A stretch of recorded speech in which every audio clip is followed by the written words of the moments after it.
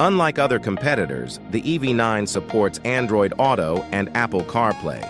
CarPlay is now only available via a wired connection. However, Kia has stated that wireless CarPlay would be added in the next update.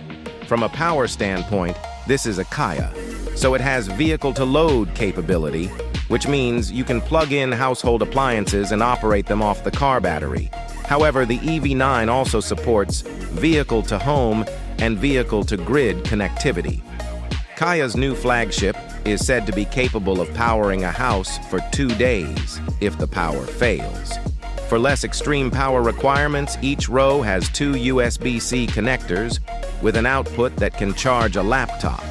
The onboard Wi-Fi also works nicely, although it is disabled when you enable wireless CarPlay or Android Auto, which is aggravating. In short, it is entirely conceivable to work from the back of the EV9 on long-distance travel. It's futuristic yet familiar.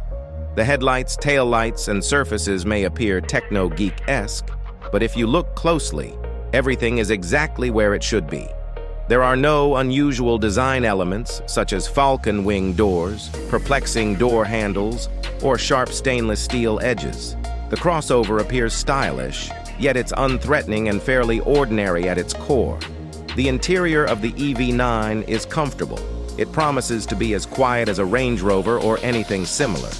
You don't hear much road noise until you approach approximately 80 miles per hour, thanks in part to low-noise tires and acoustic glass. But the GT line variant accelerates far too rapidly. The interior design is likewise pleasingly Kia, which means it's sleek, well-organized, securely built, and packaged with convenient functions. An almost 30-inch panoramic display is front and center, consisting of 2 12.3-inch panels, one for the driver's gouges, one for the next-generation Kia multimedia touchscreen, and a 5-inch climate control panel. While many functions and displays are now done via touchscreen, not everything has been converted to touch-sensitive controls. There are still some hard buttons for frequently used items such as music and HVAC settings for occupants to access. The little touchscreen climate control panel, on the other hand, is of doubtful utility. It's too far away for front seat passengers to use, and it's partially obscured from the driver's vision by the thick and hefty steering wheel. This is only one of 2 flaws in the EV9's interior design, but it's a major one. However, the EV9's party trick is located in the back rather than the front.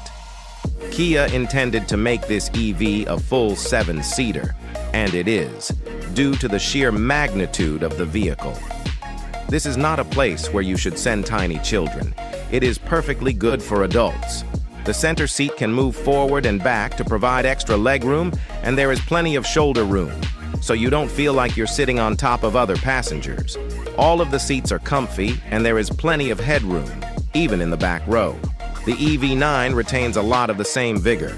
Like the Telluride, the EV9 boasts a well-finished, well-packaged interior that prioritizes function.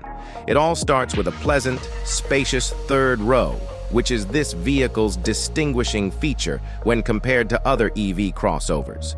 With 30.8 inches of third-row legroom, the EV9 ranks in the middle of the pack among the Honda Pilot, Toyota Highlander, and Mazda CX-90. It's just 1 inch shy of matching the rear legroom of the gas-powered Telluride. The EV9's cargo space can accommodate 20.6 cubic feet of cargo with all seats up, which is more than the Model X's 15 cubic feet. Fold both back rows and it will swallow 81.7 cubes, which is a little less than a Model X 7-seater with both rows folded, 85 cubic feet. The frunk is also smaller than in an R1S or Model X. The EV9 is ergonomically identical to any gas-powered crossover, and to be honest, it's one aspect of the huge crossover experience that should not alter. Big crossovers work well for their target audience, families. This aspect of the EV9 experience does not feel strange or compromised, which is a good thing if we want people to buy EVs.